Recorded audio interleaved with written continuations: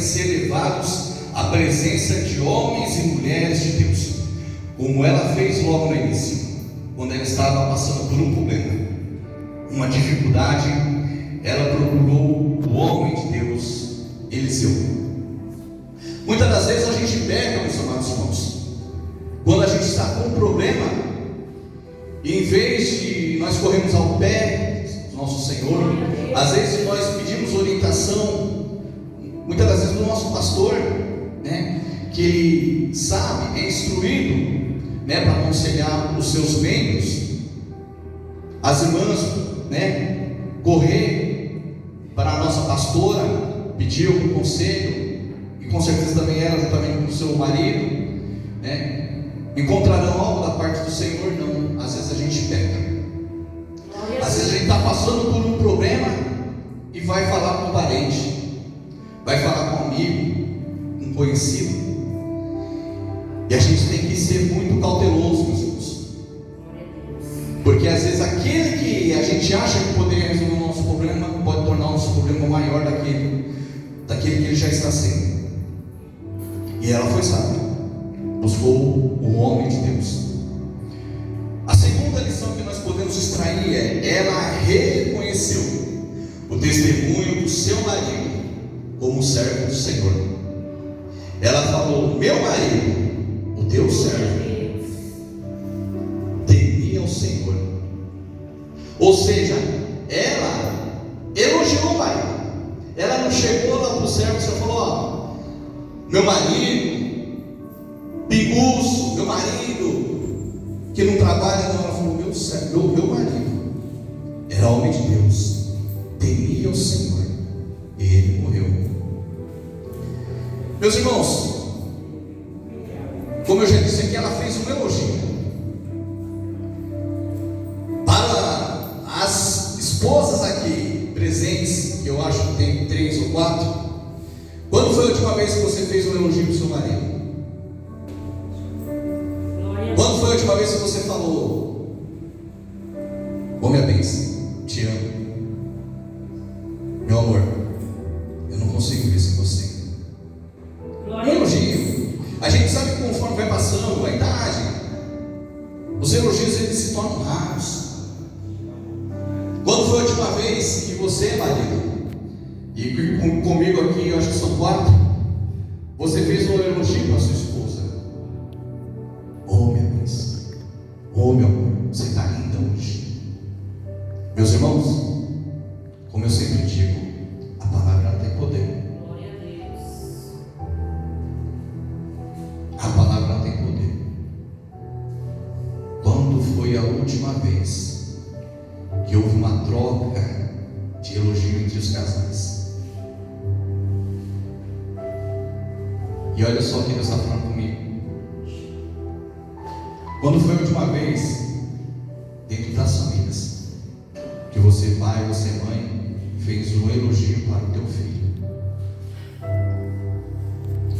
Mais um conselho, meus irmãos: ela lutou pelos seus filhos, porque a palavra diz assim, que veio o credor para levar os seus 2 filhos. Mas o credor veio, só que não levou. Ela lutou, ela falou: não vai levar agora. Creio eu que o credor deu tempo. Se não levou naquele exato momento, ele deu tempo. Falou: vamos dizer, te dou um dia, 1 hora. Nós não sabemos aqui quanto tempo o credor deu, mas ela falou: não vai levar agora. E pesquisando, essa dívida era grande, e os filhos eles seriam levados como escravos. Glória a Deus. O pai era servo, o pai comia na mesa, porque o servo ele come na mesa. E o escravo não come na mesa, irmãos. O servo come a comida do seu senhor, o escravo come o resto. Essa não foi uma herança que o pai desejou deixar para os seus filhos serem escravos. Tanto que nós, como pais, e quando eu falo pais, engloba-se o gênero feminino, pais, pai e mãe, a herança que nós tentamos deixar para os nossos filhos é que eles sejam servos do Senhor.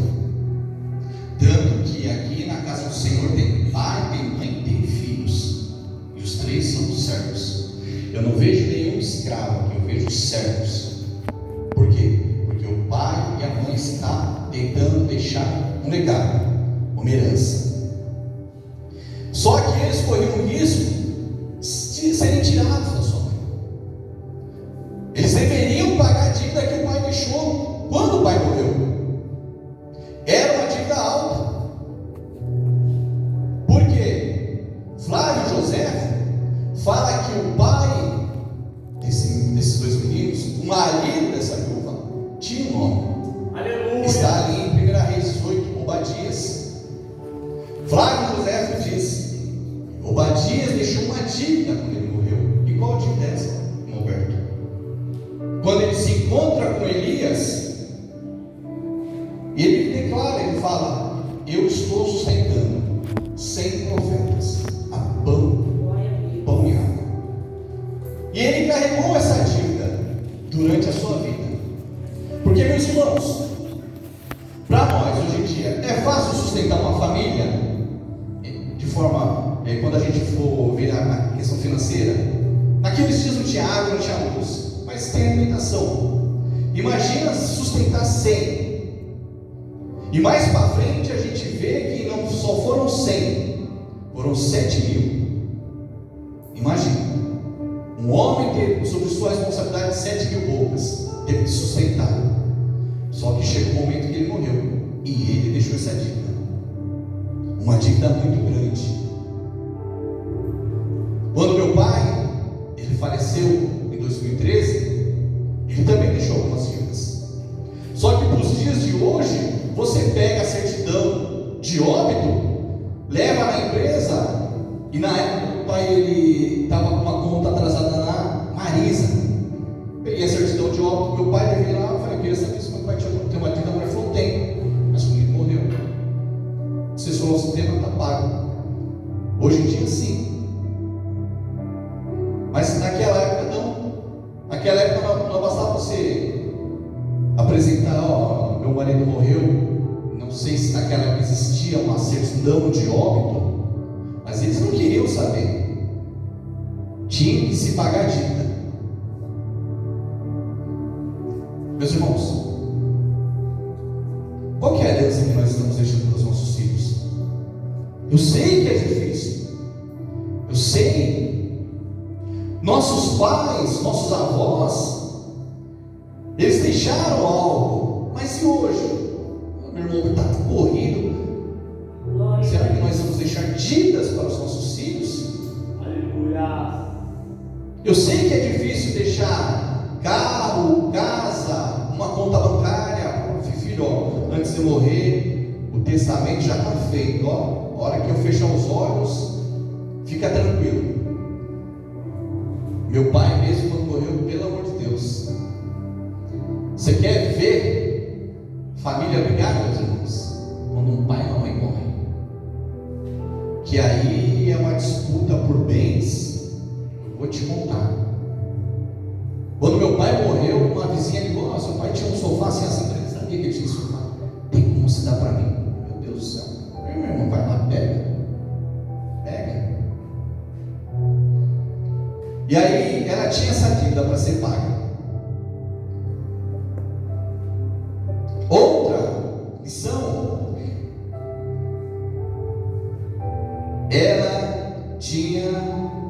ela foi sincera, porque ele diz assim, ele fez uma pergunta para ela.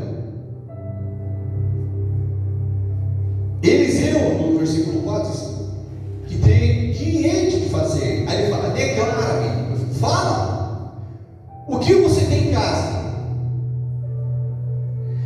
Aí ela falou: tua serva não tem nada em casa. Aleluia.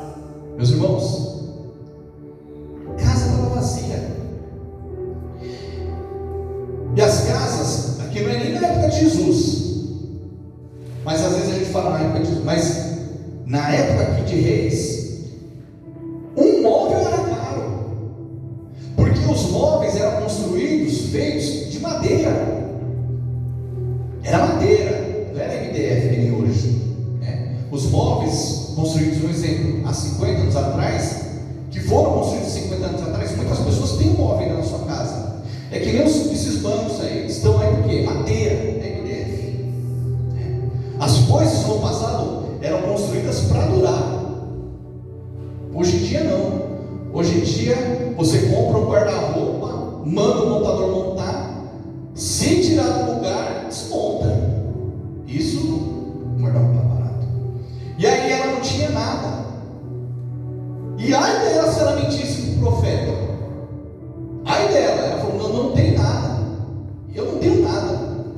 a não ser uma botija de azeite. Ou seja, ela não tinha arroz, ela não tinha feijão, ela não tinha uma cadeira, eu não vou falar sofá, mas ela não tinha nem onde sentar, nem onde. Ela não tinha uma cama, eu acho que eu não tenho uma cama, eu não tenho um talher para ser vendido. Tá bom? Aí ele fala assim: vai e fala com os seus vizinhos, pega vasos emprestados, não poucos. O que eu aprendo nessa passagem, nesse momento, desse versículo? Que ela tinha um bom convívio com os seus vizinhos. Porque, meus irmãos, naquela época, quem tinha vaso também era caro, era valioso. Porque os vasos eram usados para quê? Para guardar água, para guardar alimento, para guardar vinho. Não existia geladeira naquela época. E ela foi. E ele falou: vai e não vasos emprestados, não poucos. E ela foi lá: meu irmão, me empresta um vaso. Não, imagina. A pessoa chega na sua casa, sabe que você não tem nada, você pede um vaso emprestado, você vai falar: vai guardar o quê? Não tem nada. Vai guardar o quê? Tá bom. Foi de porta em porta dos vizinhos. Mas aí também as pessoas, né, com certeza, se condoeram com as pessoas. Perdeu o marido, vou emprestar. Deve estar louco, vou emprestar, vem emprestando, vem emprestando. Pegou os vasos, entrou na tua casa, chamou os seus filhos. Vamos fazer o que o profeta falou. Vamos pegar essa botija de azeite. Meus irmãos, me corrijam se eu estiver errado, meu pastor, se eu estiver errado. Botija não é um vaso, é um pouquinho de azeite. E o azeite naquela época, meus irmãos, era usado para alimento, usado como combustível para iluminação, e usado até como base de troca. Não pode azeite. Foi lá e falou: vamos fazer. Mas por quê? Porque ela tinha fé. Ela falou: não, meu marido era servo do Senhor, ele era homem de fé, eu também tenho que ter essa fé, vou fazer o que ele está falando. Mas será que ela tinha vivido algum milagre na vida dela? Porque é fácil quando a gente vive vários milagres na nossa vida, é fácil. Não, vai acontecer, porque eu já vi, eu posso falar: não, vai acontecer. Por quê? Porque eu já vi. Quem aqui já viveu milagre pode ter certeza que aquilo que você está esperando vai acontecer, porque você já viu. Meu irmão Alberto, ainda não vivi nenhum milagre na minha vida. Aleluia, Jesus. Meu irmão, se você ainda não viveu um milagre na sua vida, pode ter certeza, você ainda irá viver. Glória a Deus. Meu irmão Alberto, sério. Você ainda vai viver. E é tão bom, sabe por quê? Eu e você nós servimos o Deus do milagre. Aí ela vai e entra, pega os vasos e fala para os seus filhos: vamos começar. Você tem fé, filho? O filho também tem fé. Pessoal, os filhos poderiam falar: mãe, você está louca. Você está louca, mãe. Ela falou: não, vamos fazer. Trouxe os vasos, muitos, tenho certeza, pequenos, grandes. Vamos lá, começou a derramar. Começou a ir. O vaso enchendo, não acabava. Manda outro.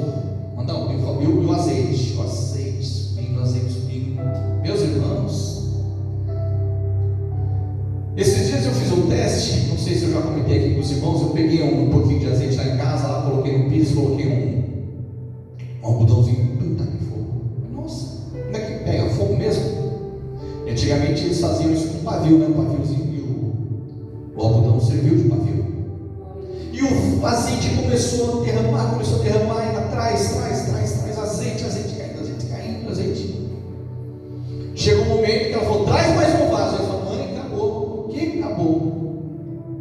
Aí o azeite acabou. Encerrou-se ali vasos todos cheios. Todos cheios. Uma mulher que há horas atrás, antes de falar, o profeta não tinha nada na casa dela. Naquele momento ali tem muitos vasos cheios de azeite. Ela fala: o que eu vou fazer agora? Ela foi, então, o profeta falou: eu fiz o que você falou.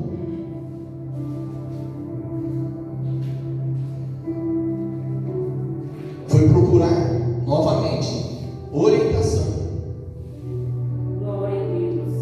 Orientação. Olha lá. Então veio ela fazer saber ao homem de Deus e disse: e o que ele disse? Vai, vende o azeite, paga a tua dívida. Olha só que interessante. Quantas pessoas às vezes são abençoadas de uma hora para outra financeiramente, em vez de buscar o conselho para o homem de Deus? O quê? O quê? Se eu vou falar para o pastor que caiu 100 mil na minha conta, o pastor vai falar, a primeira coisa que o pastor vai falar, a primeira coisa que o pastor vai ser sincero e falar: filho, tira o dízimo. É ou não é, pastor? É. Quando alguém consegue uma porta de trabalho, o pastor, quantas vezes o pastor não ora, aí a pessoa é abençoada, consegue uma porta de trabalho, o pastor vai, meu filho, graças a Deus, o pastor fala. E eu já acho que foi para o Samuel, minha irmã Ana, para o Samuel, quando ele começou a trabalhar, eu falei para ele: filho, você já fez um dízimo? Eu falei. E o pastor também fala, com certeza, viu? Mas não. Tem pessoas que, quando é abençoado financeiramente, não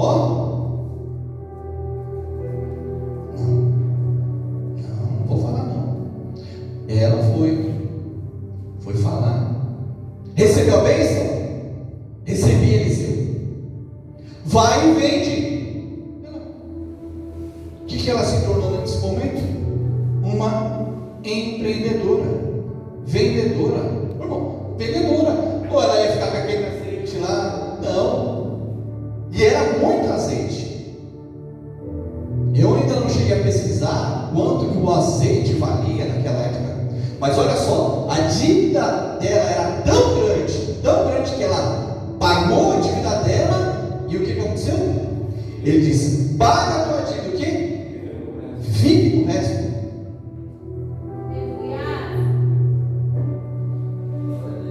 Glória a Deus. Aleluia. Meus irmãos,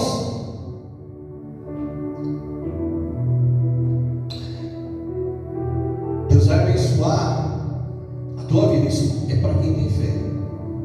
Você vai chegar um momento na tua vida que você não vai se preocupar com dinheiro. Meu irmão Alberto, eu vou ser rico, milionário? Não vou deixar de ter dívida. Claro que você vai ainda continuar com dívida. Rico tem dívida? Claro que tem dívida. O rico tem uma mansão, ele não tem que pagar o IPTU da casa? É dívida.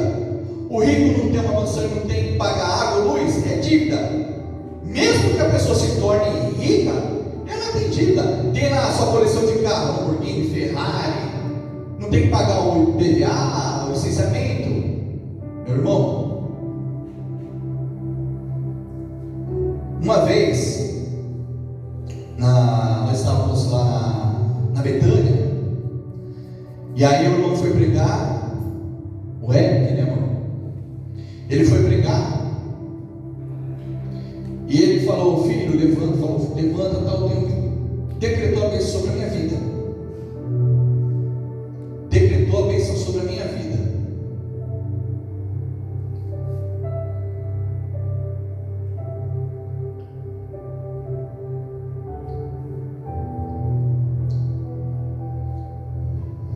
Glória a Deus. Vai chegar um momento que você não vai precisar mais pensar, se preocupar.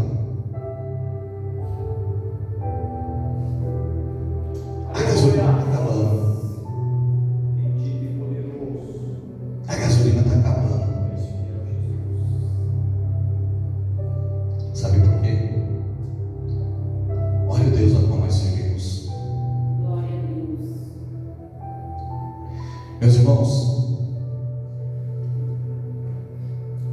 meu irmão Alberto, mas você só fala de coisa. Não é o momento de eu falar de cura, meus irmãos. Nós vamos estar aí no sábado, na festividade. Glória a Deus. Sabe por que só tem esse pouquinho de gente aqui hoje? Porque é só esse pouquinho de gente que tem que ouvir.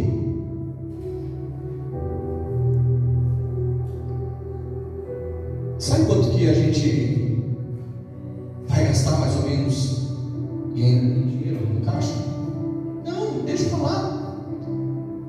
Quase 3 mil, pastor.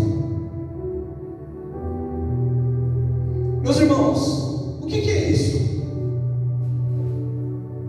Não é Deus? Glória a Deus. Aleluia, Jesus. É Deus, meus irmãos. Quantos adolescentes nós temos aqui? Quantos adolescentes nós temos aqui? Aleluia. Meu irmão Alberto, o que vocês querem dizer com isso daí? Vai chegar um momento na sua vida que você não vai precisar se preocupar. Por quê? Porque você serve o Deus do impossível, sim.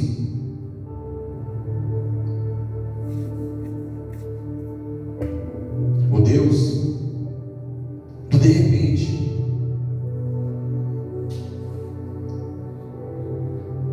Deus, ele vai entrar com providência na vida Glória a Deus. do servo fiel. Por quê, meu irmão? Do servo fiel. Do servo fiel. Deus, ele ama a todos, ama. Deus fala, Senhor ama a todos. Mas quem te abençoa?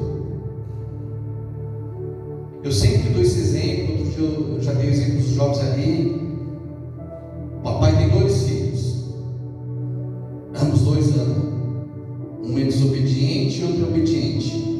Quem que o papai vai abençoar primeiro? O desobediente? Não. Vai deixar de amar os 2? Não.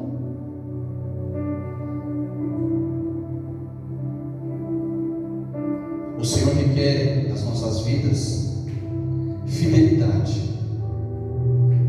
Obadias, ele fez para o Senhor. Só que ele plantou uma árvore.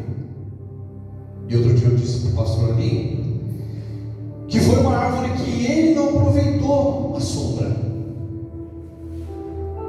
Ele sabia que ele poderia deixar uma dívida para os seus filhos? Não.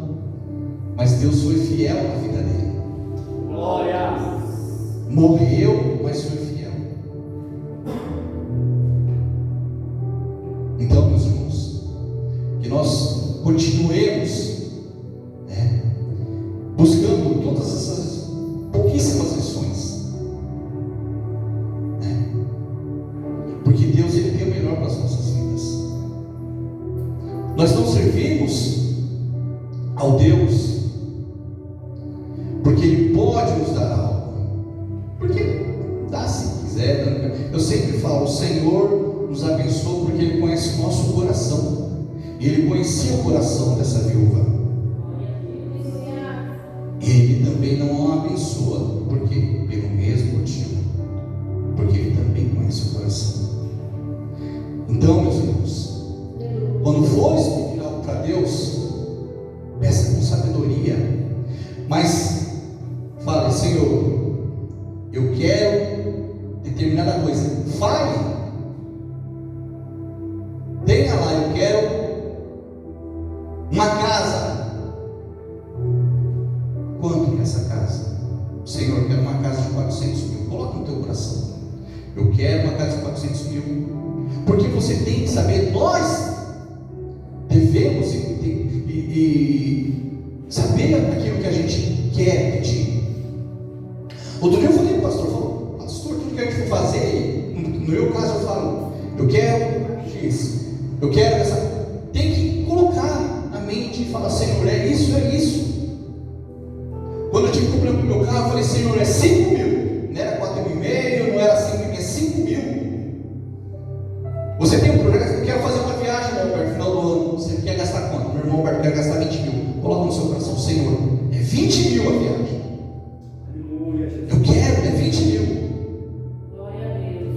E tem que ser assim, meus irmãos. Eu falei isso da nossa festividade, meus irmãos, é para a honra e glória do Senhor Jesus. É para a honra e glória do Senhor Jesus. São 2 dias. É para o homem? Não. É para Deus. É para Deus. O único que merece louvor, Glória a Deus. poder, honra, majestade. O homem tem os seus momentos que merecem ser honrado, sim, mas a adoração é somente para Ele. Glória. É para Ele. Para Ele que tudo está sendo feito aqui. Para Ele que o nosso pastor, o nosso irmão Claudemir, os irmãos estão arrumando lá fora, é para o Senhor Jesus. E pode ter certeza, a recompensa vai vir da parte do Senhor. Amém? Meus irmãos, nós sempre agradecemos por